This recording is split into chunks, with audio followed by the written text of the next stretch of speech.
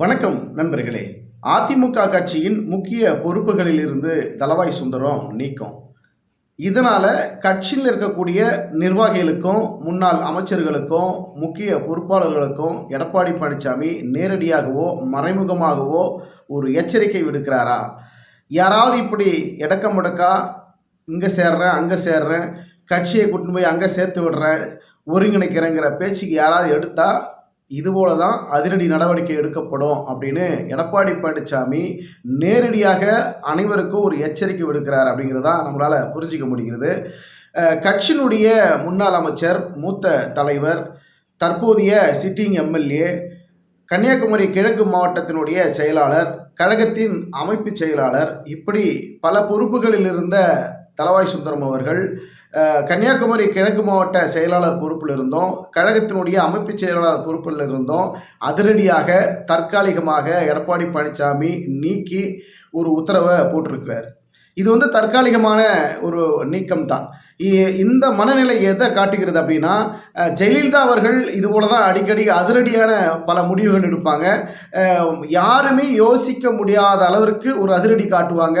பல திடுக்கிடும் தகவல்களும் அதிமுகவிலிருந்து முன்னாள் முதலமைச்சர் ஜெயலலிதா அவர்கள் பல ஆக்ஷன்களை அதிரடியாக எடுப்பாங்க. அந்த வழியில் எடப்பாடி பழனிசாமி தற்போது ஒரு அதிரடி காட்டுறாங்களா? ஜெயலலிதா அவர்களை போலவே எடப்பாடி பழனிசாமியும் நடந்து கொள்ள முயற்சி செய்கிறார் அப்படிங்கிறதான் தற்போது வரக்கூடிய ஒரு பெரிய பேசுபொருளாக இருக்கிறது. கன்னியாகுமரி கிழக்கு மாவட்ட செயலாளராகவும் கழகத்தினுடைய அமைப்பு செயலாளராகவும் இருந்த தளவாய் சுந்தரம் அவர்கள் பாஜகனுடைய பேரணி ஒரு நிகழ்ச்சியில் கலந்துக்கிட்டு கொடியசைத்து தொடங்கி வைத்திருக்கிறார். அதனால் எடப்பாடி பழனிசாமிக்கு ஒரு அறிக்கை வந்தது, ஒரு தகவல் வந்தது, இந்த மாதிரியான விஷயம் நடந்திருக்குது தலைவரே அப்படின்னு சொல்லிட்டு ஒரு தகவல் வந்ததன் அடிப்படையில் கட்சியிலிருந்து தற்காலிகமாக தளவாய் சுந்தரத்தை எடப்பாடி பழனிசாமி அவர்கள் நீக்கி உத்தரவிட்டிருக்கிறார். இந்த விஷயம் ஒரு பெரிய பரபரப்பை கிளப்பியிருக்கிறது. எடப்பாடி பழனிசாமி ஒவ்வொரு நேரத்திலையும் ஏதாவது ஒன்று பண்ணிக்கிட்டே இருக்கணும், தனக்கு எதிராக செயல்படக்கூடியவர்களை உடனடியாக நடவடிக்கை எடுக்கணும். இது மற்ற தலைவர்களுக்கும் மற்ற நிர்வாகிகளுக்கும் இது ஒரு பாடமாக இருக்கணும். நம்மளை எதிர்க்க வகையில் யாராவது செயல்பட்டாலோ இல்லை அதிமுக ஒன்றிணைக்கணுன்ற பேச்சுகளுக்கு யாராவது ஈடுபட்டாலோ அவர்களுக்கு இதுதான் கதி அப்படிங்கிற தோணியில் எடப்பாடி பழனிசாமி பல்வேறு நடவடிக்கைகளை தற்போது எடுக்க முயற்சி செய்கிறாரு. இதனுடைய முதல் நடவடிக்கை தான் கன்னியாகுமரி மாவட்டத்தினுடைய கிழக்கு மாவட்ட செயலாளராக இருந்த தளவாய் சுந்தரத்தின் மீது எடுக்கப்பட்ட தற்காலிக நடவடிக்கை. பொறுத்திருக்கலாம். எடப்பாடி பழனிசாமி பாஜகனுடைய ஆதரவு மனநிலையில் இருக்கிறவர்கள் யாராக இருந்தாலும் அவர்களுக்கும் இதுதான் கதி. குறிப்பாக சொல்லப்போனால் அதிமுக இருக்கக்கூடிய இரண்டாம் கட்ட தலைவர்களுக்கும் முக்கிய நிர்வாகிகளுக்கும் முன்னாள் அமைச்சர்கள் பல்வேறு பேர் பார்த்தீங்கன்னா பாஜகனுடைய ஆதரவு மனநிலையில் இருக்கிறாங்க. அவர்களுக்கும் இது ஒரு எச்சரிக்கை மணியாக எடப்பாடி பழனிசாமி அடிக்கிறார் அப்படிங்கிறதா நம்மளால் புரிஞ்சிக்க முடிகிறது. பொதுவாக அதிமுக இருக்கக்கூடிய முக்கிய நிர்வாகிகள் முன்னாள் அமைச்சர்கள் எல்லாம் ஒரு சிலர் பேர் சொல்ல முடியாது, ஒரு கால்வாசி நிர்வாகிகள் முக்கிய முன்னாள் அமைச்சர்கள்லாம் பார்த்தீங்கன்னாக்கா அதிமுகவை மீண்டும் ஒன்றிணைக்கணும், பாஜக கூட்டணியில் அமைக்கணும், மீண்டும் வருகிற 2026 சட்டமன்ற தேர்தலில் வெற்றி பெற்று ஜெயிச்சு ஆட்சியை பிடிக்கணும் அப்படிங்கிறதுல அதிமுக இருக்கக்கூடிய இரண்டாம் கட்ட தலைவர்கள் முக்கிய முன்னாள் அமைச்சர்கள் எல்லாம் பாஜகவில் இணைக்கணும், பாஜகவுடைய ஆதரவு தேவை, அதிமுக ஒன்றிணைக்கணும் அப்படின்னு விரும்புகிறாங்க. அப்படிப்பட்டவர்களுக்கு தான் எடப்பாடி பழனிசாமி ஒரு எச்சரிக்கை மணி அடித்திருக்கிறார். யாராவது பாஜகவுக்கு ஆதரவாகவோ அல்லது திமுகவுக்கு ஆதரவாகவோ யாராவது செயல்படுகிற மாதிரி தெரிந்தால் அவர்கள் மீது உடனடியாக நான் நடவடிக்கை எடுப்பேன் அப்படிங்கிறது தான் தற்போது அவர் காட்டுகின்ற செயலின் மூலியமாக நம்மளால் தெரிஞ்சுக்க முடிகிறது.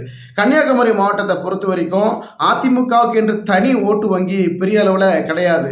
அதே போல் திமுகவுக்கும் ஒரு மிகப்பெரிய மெஜாரிட்டி அங்கே இருக்கா கன்னியாகுமரிலாம் அவர்களுக்கும் கிடையாது. அப்படி ஒரு காங்கிரஸ்க்கோ மற்ற எந்த கட்சிக்குமே தனி பெரும்பான்மையோ ஒரு மிகப்பெரிய பலமோ அந்த கன்னியாகுமரி மாவட்டத்தை பொறுத்த வரைக்கும் அந்த தொகுதியை பொறுத்த வரைக்கும் கிடையாது. அதே போல் அதிமுக பாஜகனுடைய ஆதரவுலையோ திமுக காங்கிரஸினுடைய ஆதரவுலையோ கூட்டணியில் இருந்தால் மட்டும்தான் அந்த தொகுதியில் வெல்வதற்கு உண்டான மிகப்பெரிய ஒரு வாய்ப்பு இருக்குது.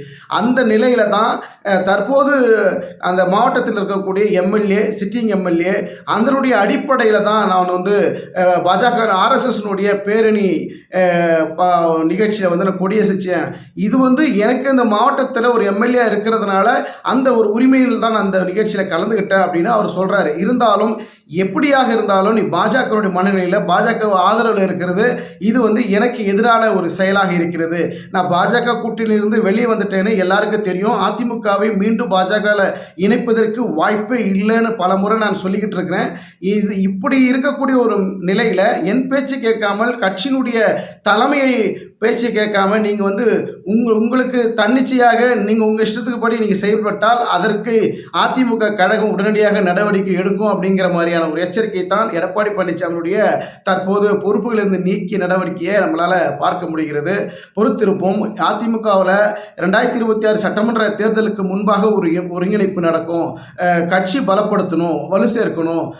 மூத்தவர்கள் வயதானவர்கள் எல்லாம் கட்சியிலிருந்து பல பேர் இறந்திருக்கிறாங்கன்னா வயது மூப்பின் அடிப்படையில் இறந்திருக்கிறார்கள். அவர்களுடைய ஓட்டு சரிவு கொஞ்சம் இருக்கு, அதை ஈடுகட்டணும். அதற்கு மேலும் நம்ம ஓட்டு வங்கியை உயர்த்தணும். அப்படின்னாக்கா இன்றைக்கு இருக்கக்கூடிய இளைஞர்களையும் புதிதாக ஓட்டு போடக்கூடிய ஒரு இளைஞர்களையும் நம்ம கட்சியில் இணைக்கணும்.